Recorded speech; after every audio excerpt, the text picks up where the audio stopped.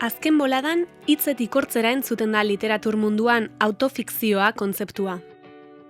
Antza denez, ugaritu egin dira autofikziozko novela edo narrazioak, hala munduko literaturan nola gurean.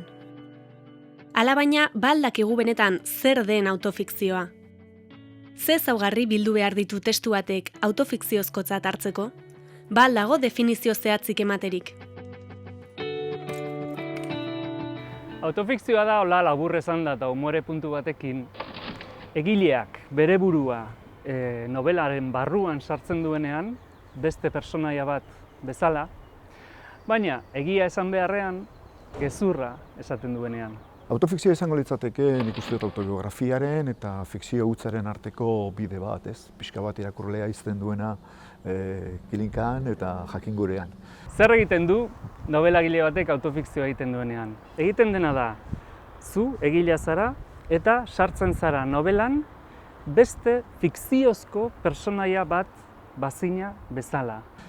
Autofikzioa da kasu guztietan narratzaile batek bere izen propio erabiliz egiten duenean fikziozko zerbait. Badirudi teoriko batzuk esaten dabela hori da baldintzarik nagusiena, izena agertzea. Orduan da, prozedura bat 20. mendearen bukaeran erabili dena eta oso lotua dago sinesgarritasun faltarekin. Literaturan fikzio hutsa idatzi da eta fikzio hutsa krisi batean sartu da. Orduan, autofikzioak egin nahi duena da ekarri berriz ere lurrera, novelagintza eta sinesgarri bihurtu.